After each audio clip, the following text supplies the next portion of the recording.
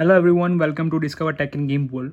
In this video, I'm going to show you the new features of iOS 14 and my own personal review after using it for 3 to 4 days. Well, iOS 14 has been very exciting throughout the year. People have been expecting for many UI changes and Apple did that up to the mark, and they have shown the barriers has been killed. So what are the new features? Stay tuned for it. I'm going to show you everything in this video.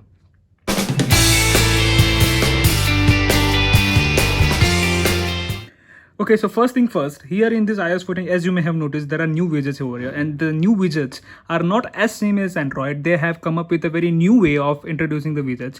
They have a very smart feature, which I love the most, is the widgets with a stack.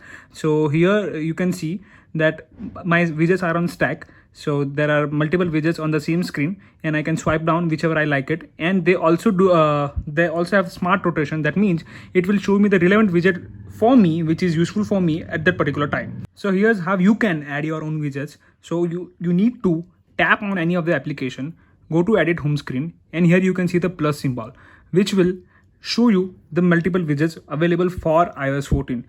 Smart stack, batteries, calendar, maps, photos, podcast, screen time. So let's go for the photos, and here you can see that there are multiple sizes available: the large one, the medium one, and the small ones. Here in this case, the small one and the medium one. In many applications there is a large one also, as in the stock application there is small, medium, and the large one. So you can choose whichever you like on your screen, and there is a specific for a single stock application with the favorite one of yours. In my case it's Apple. So yeah, let's add photos to my widget screen. So what you have to do is you can choose the size of your preference. Well, in my case I want the large one, medium one, sorry. So I'll just place it on the home screen, and here we go. And let's add one more widget on the stack. Let's take the news on the photos, and yeah, that's it. And here you can choose for the smart rotate, so it will first learn how you like the preference of yours, and then it will show you the widget according to your habits, that whichever you like on the home screen, so and on a specific time. So that's very cool. Apple did very hard work behind this. So here we go, and now let's click on the done button, and yeah, you can see the new widget.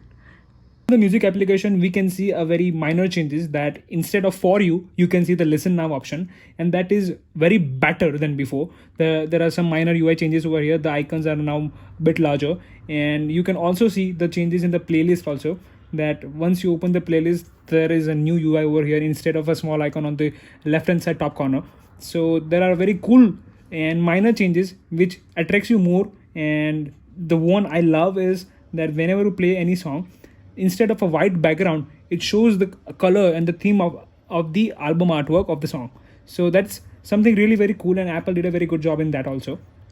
So the next step is messages application, and there is something really cool over here, that is pinning the favorite contacts. So here my 3 friends are, and I choose to pin them or unpin them by just haptic touch or the 3D touch on the iPhone XS and XS Max. And for iPhone 11, 11 Pro, 11 Pro Max, there is haptic touch. So I'll just unpin him, and by tapping back on his contact, I can pin them. So there is something really cool in that also. So I can easily go to the chat and send him the messages such as hi. And you can also create groups over here. So what you have to do is you just need to compose a message and add on the people. I'll choose my friends. Okay, so here I have also created a group with my 2 friends. So I can go there and change the name of the group by just tapping over here, and let's say buddies, and with done. So Nishit has replied me, so I can reply him personally by tapping on his message and click on the reply button.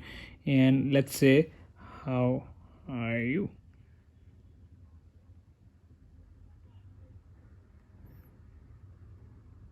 That's it. That's for the reply. And you can see the new animation over here, that you can see how many replies for that particular message. So there is no mass over here such as WhatsApp, that you can see the above conversation and the replies in the bottom. So it's very cool, and so that signifies that once Apple do something, they do it very differently. Siri is now with a new UI that is very small, and it is also having 20% more facts than the previous version. So when you hold the lock button, you can see the new Siri over here. Hey Siri, how are you? I'm happy to be here. So that's something really cool. What's the weather like tomorrow? Here's the forecast for tomorrow.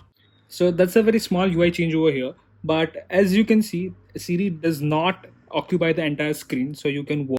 So next up is app library. Apple has come up with a very new way of organizing your apps. So there is no multiple screens filled with apps. You can know that many times it happens we have 4 to 5 screens just loaded with apps. So I have kept just two to three screens on my home screen, and next all my applications are in the app library. It sorts with the smartware, social, entertainment, utilities, productivities, and referencing and reading. So it does a very smart job over here, the ones I use recently. And you can also add or remove your application screen by just editing the home screen. So let's go to the edit home screen, and now you can tap over here the dots in the bottom, and you tap on that. So now you can see that I have only the three application window open, and now I can tap for the fourth one also. And let's go to the home, and so now you can see there are 4 screens over here, but let's keep it up to the 2 screens only. I don't want the third one also. And let's click on the done button again, and yeah, here we go. And you can also tap and hold the three these dots to go over multiple app screens. So here's a new thing I have noticed in iOS 14 is when you copy and paste some text over the application, so it shows you the pop-up which says from which application it has been copied. It says messages pasted from Safari. So that is something really cool. So you can know from where you have copied this text and where you are pasting it. So that's something very new, and I have shared this iPad Pro link to my friends. Let's see what are the reactions. The next up is a very interesting feature in iOS 14 is back tap. So in back tap, you have to do is double tap or triple tap on the back of your phone, and you can pop up with very interesting things. So in my case, I have Siri and lock screen. So if I double tap my phone, that is, then I will have the Siri. So you can say, hey Siri, how are you? Hello. Yeah. I'm fine. Thanks. And if I triple tap, it should lock my screen.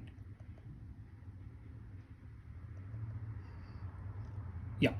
So to enable back tap, what you have to do is go to settings, then go to accessibilities, and in touch, where you in the bottom where you can see is back tap. So you can configure which command to be executed on the double tap or the triple tap. So in my case, I have selected Siri for the double tap, and triple tap I have chosen lock screen. Even if you want to do the screenshot on the triple tap, you just click on that screenshot over the triple tap and go to the home, and 1 2 3 it should take the screenshot. Yeah, here it goes. So let's tailor it. It's now here it is the very important part of iOS 14, that is privacy. Apple has made privacy its tagline now. So whatever the branding they do is now based on privacy. Why? This time Apple had come up with a lot of privacy features. First, it starts with the Safari. So when you open up the Safari, when you go to a website such as Google, and here with this double A small symbol, you can see there is tracking report. So you can now see how many websites are tracking you. Here you can see known trackers prevented is 31, and websites that contacted trackers is 41%. Here in this version of iOS 14, there is a small bug over here that you cannot see the trackers over here. In Mac you can see. So let's hope in the next beta versions this bug will be solved and you can see who are tracking you. So Apple has come up with a very good feature over here, and inside this we have an inbuilt translator in the Safari itself. So you don't need to worry in which language your blog or article is. It will automatically translate into English language. The next step in privacy is you can choose which application you can use your precise location. So you can go to settings, then go to privacy tab, and go to location and services, and let's say go to Instagram. And as you can see, I have not allowed Instagram to check on my precise location. If you enable this, Instagram can have your precise location, but we don't want Instagram to have precise location, so I just turn it off. You can give precise location to some important apps such as maps, as it needs precise location, so it can guide you throughout your drive. So that is a very cool feature in the privacy. And here you can also stop the apps to request track of your data. So by clicking on the switch over here, you can stop them by tracking your data. So next up in privacy is camera and microphone signals. So what is that actually? So here, as you can notice, there is a green dot over here when I am opening the Instagram camera. So when you pull down the control center, you can see that Instagram is currently using my camera. So, and whenever you are on the voice notes, let's say, and your microphone is working, okay, continue. So here I don't want to have it the precise location, allow while using the app, cancel.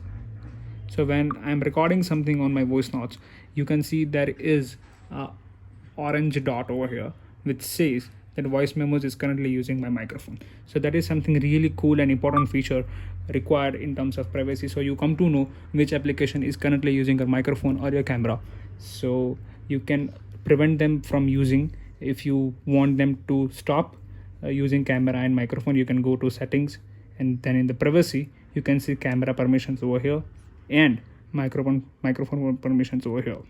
Next up is sound recognition. Now your phone can identify certain kind of sound that will help deaf people to recognize that which sound it is. So you need to go to settings, then go to accessibility, and down there is sound recognition. So now if you enable the sound recognition, there are 14 kinds of sound which Apple has added for the recognition, that is fire alarm, sirens, smoke alarm, cat, dog, appliances sound, car horn, doorbell, door knock, water running, baby crying, and shouting.